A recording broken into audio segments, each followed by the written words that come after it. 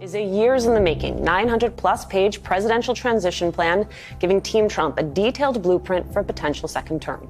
That blueprint would radically remake the federal government, if executed, with its stated goal being, quote, to assemble an army of aligned, vetted, trained, and prepared conservatives to go to work on day one to deconstruct the administrative state. It's Ken Harbaugh with Against All Enemies on the Midas Touch Network. We have been sounding the alarm here about what a second term for Donald Trump would mean for the country. And we have been pointing to a detailed blueprint called Project 2025 that aims to dismantle key institutions and democratic safeguards. One of the major headwinds we face is the avalanche of right-wing disinformation and propaganda that seeks to distract Americans from the dangers our democracy faces from these radical MAGA Republicans. But one of our key advantages is that their plans are out in the open. And increasingly, the right-wing extremists behind them are proclaiming as loudly as they can what they intend to do if Donald Trump regains power. Here's the president of the Heritage Foundation, Kevin Roberts, broadcasting exactly what they hope to achieve should Donald Trump return to power. Project 2025 is something that's going to transcend the next 4 years, the next 10 years. It really is, for the first time in the history of the conservative movement, the apparatus for policy and personnel. That's the most important thing to remember. I have one follow-up. It's just that you have said that this plan is about institutionalizing Trumpism. So, because I also know you all, not just the president of the Heritage Foundation, you're also president of the Heritage Action, which is the political action committee. And so, is it tied to Trump or not? I said the context for that comment to the New York Times was that the work of the Heritage Foundation was to institutionalize Trumpism. Trumpism as a new version of conservatism, a conservatism that recognizes that by every objective measure, the United States is weaker in 2024 than it was in 1984. We also happen to think that's reversible, by the way. We're ultimately optimists. And by institutionalizing Trumpism, what we're saying is that even though we are known as Ronald Reagan's think tank, I'm a son of the Reagan Revolution, I'm very proud of that, that's 40 years ago, and we need to understand what time it is in America. And right now, Donald Trump, whether someone likes it or not, I happen to like it, is the standard bearer for conservatism. We've known for some time that Donald Trump owns the Republican Party. If the Heritage Foundation is any indication, he is on the verge of owning conservatism as a political movement as well. Maybe corrupting is a better description than owning, because there is very little about Donald Trump that resembles traditional conservatism. The Heritage Foundation, which used to be the standard bearer for Reagan-style conservatism, is all in for Trump. Here's a picture of the American flag that flew above their main office when the 34 guilty counts were handed down in the hush money case against Donald Trump. This upside-down American flag is what January 6th insurrectionists flew as they attacked our democracy. So it should come as no surprise that election denialism is at the core of the Heritage Foundation's new Trump-dominated philosophy. Is your organization going to accept the results of the 2024 election, regardless of the outcome? Yes, if there isn't massive fraud like there was in 2020. What does that mean? If there isn't massive fraud. Do you believe that there was not massive fraud? There was massive fraud. We have an election fraud database that has documented that over years. By the way, the Heritage Foundation has been concerned about election integrity for decades, not just about 2020. We've been documenting this problem for a very long time.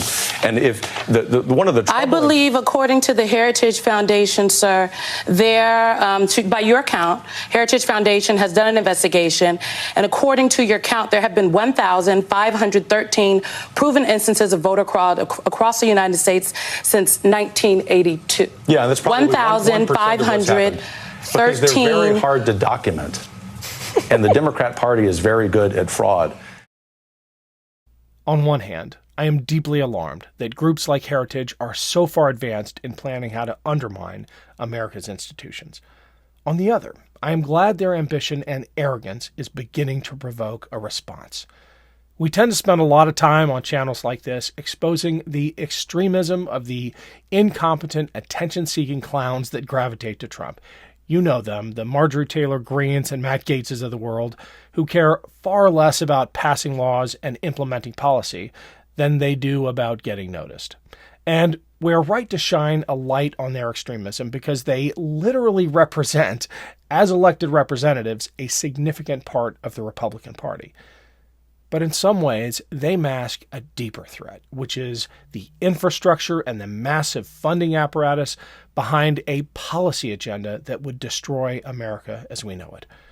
Project 2025 is a clear example of this. Like I said, they're not even trying to hide it. Here's a promotional video they put out about their plan.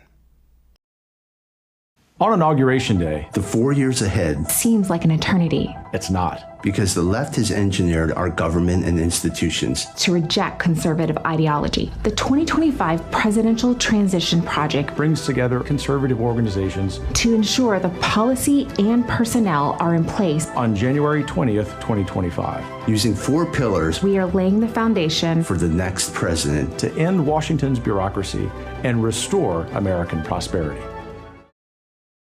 The ambition of the Heritage Foundation is as shocking as it is expansive. Huge credit to John Oliver, who did a deep dive into the plan to expose what it lays out. Here's just a sample. Brace yourselves.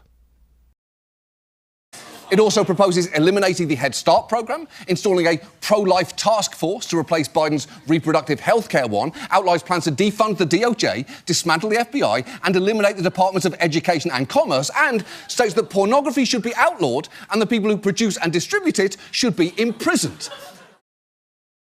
I don't think we can overemphasize just how extreme the architects of this plan are. They are driven by a deep-rooted sense that they have a divine mission, that the nation, all of us, need to adhere to their vision of what godliness requires. I'm going to leave you with this exchange, again with the president of the Heritage Foundation and chief architect of Project 2025, about a woman's right to choose. You and the organization in this plan talks about changing the Department of Health and Human Services to the Department of Life. Do you think that women in America should be able to get an abortion if that is what their doctor says they need? Abortion's not health care. I find it really interesting, if not worse, that you wouldn't support the change of the department name to the Department of Life. I thought we were all in support of life. We believe eminently in women's rights, and particularly women's rights in the womb. And so the real question that you should be asking I just want to know, if I may, though, because I do ask the questions talking here, about the people I just who want to are know, do you supporting believe legislation that abortion can happen until 3 days after the person's born? This is an absurd framing by this network. That is an absurd assertion. As a person with an actual womb, I'm telling you that does not happen. So but let me just back up. Legislators in California, Virginia, New York, who Dr. actually Roberts, filed those bills. Does Heritage and Project 2025 believe that a woman should be able to have an abortion if her doctor says that she needs one? This is a yes or no question. Abortion is not health care. So abortion is the no? murder of a human being. Thanks for watching, everyone. I have been so humbled by the support of this audience and the speed at which this show has grown. You are why I and the whole team here do this. If you're interested in bonus content, check out my Patreon page. It's free to sign up, and there's an option to donate as well. The link is right there and in the show notes. Thanks again.